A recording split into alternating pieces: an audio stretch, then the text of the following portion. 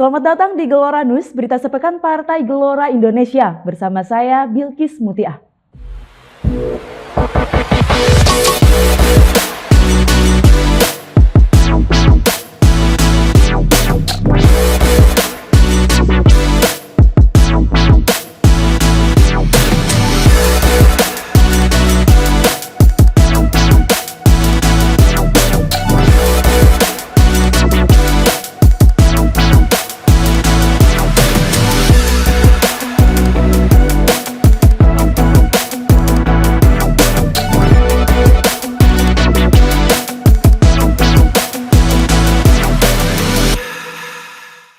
Berita pertama, pakar politik luar negeri dan keamanan Pitan Daslani berharap Presiden Prabowo Subianto bisa memanfaatkan momentum perayaan 70 tahun Dasar-Sila Bandung pada April 2025 mendatang untuk menghidupkan kembali gerakan non-blok.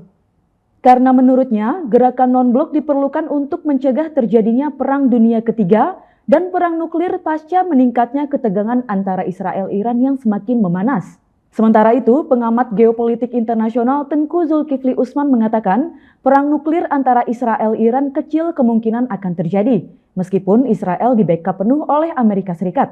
Hal itu disampaikannya dalam acara Gelora Talks yang bertajuk tema Babak Baru Israel versus Iran, Ancaman Perang Nuklir di Ujung Tanduk, yang ditayangkan secara live pada Rabu 9 Oktober 2024 sore, yang juga dihadiri oleh pakar militer dan keamanan Pitan Daslani, serta pakar hukum internasional Profesor Hikmahanto Juwana. Iran ini kita lihat misalnya di masa lalu, Turki pernah berupaya menaklukkan Iran, gagal. Arab pernah berupaya menaklukkan Iran, gagal. Mongol gagal. Rusia gagal. Bahkan tahun 80-an, negara-negara Arab didukung oleh Amerika menginvasi Iran lewat Saddam Hussein, itu juga gagal. Jadi kesimpulannya Iran ini agak kecil kemungkinan kalau Israel berani menyerang balik. Betul, Israel ini sebenarnya jangankan dengan Iran, dengan Hamas dia udah kalah. Secara militer kalah, karena begini, dia kan superpower, punya Kekuatan nuklir. besar, ya. Militernya 800 kali lebih besar daripada Hamas. Tapi nggak menang-menang tuh. Hostages nggak balik. Hamas nggak bisa didismantle. Ya kan? Yang ketiga, itu Gaza nggak bisa diperintah oleh Zionis. Gaza masih diperintah oleh Hamas, hostages nggak balik, Hamas nggak dismantle, gagal total. Berita berikutnya, Fahri Hamzah optimis Prabowo Subianto akan membawa sinyal yang lebih kuat kepada market mengenai kejelasan aturan dan transparansi hukum, sehingga investasi yang besar akan berbondong-bondong datang ke Indonesia. Pernyataan ini disampaikan oleh Fahri Hamzah, Wakil Ketua Umum Partai Gelombang Rakyat Indonesia, di hari terakhir dalam plenary session sebagai rangkaian dari acara BNI Investor Daily Summit 2024 yang berlangsung pada Rabu 9 Oktober 2024 lalu di Jakarta Convention Center. Forum investasi tahunan yang berlangsung selama 2 hari tersebut turut menghadirkan beberapa tokoh penting di tanah air, termasuk Presiden RI Joko Widodo yang membuka acara di hari pertama dan ditutup oleh Menteri Pertahanan sekaligus Presiden terpilih periode 2024 hingga 2029 Prabowo Subianto di hari keduanya. Lebih lanjut lagi, Fahri mengatakan perlu adanya konsolidasi serta penegakan hukum yang jelas untuk menciptakan iklim investasi yang stabil. Ini tidak boleh, pasar itu punya sifat yang sama dari dulu. Begitu ada pemerintahan yang pasti, yang jelas, yang solid, ada penegakan hukum, ada kepastian, itu semua akan tumbuh dan melompat luar biasa. Makanya mohon maaf tadi Bu yang misalnya BUMN disebut di Singapura. Temasek itu bukan swasta, bukan pemerintah, itu swasta kok. Swasta murni.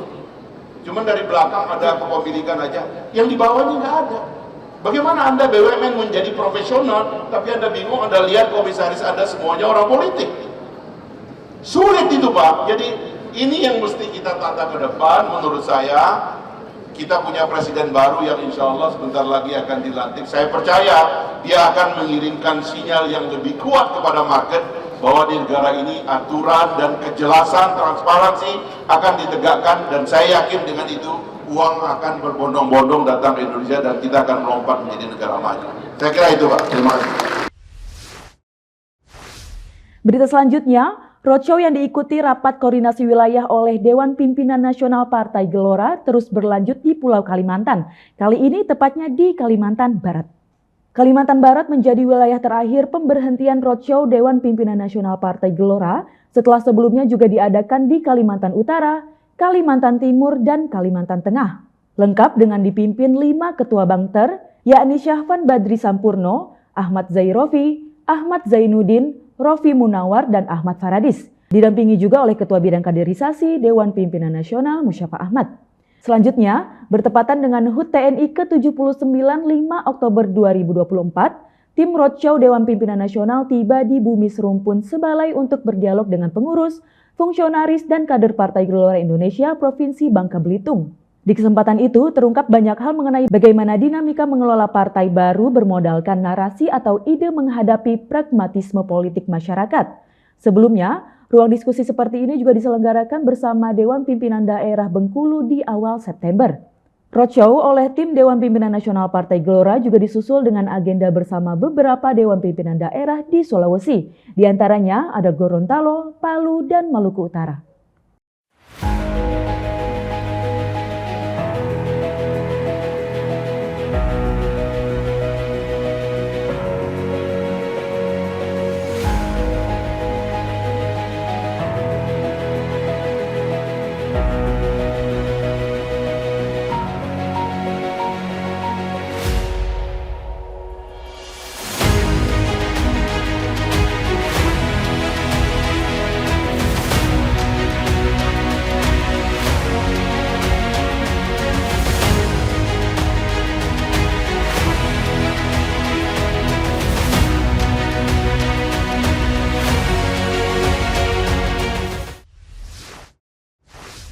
Sekian Geloranus pekan ini, saya Bilkis Mutiah pamit undur diri. Saksikan Geloranus setiap Sabtu pukul 7 pagi hanya di Gelora TV.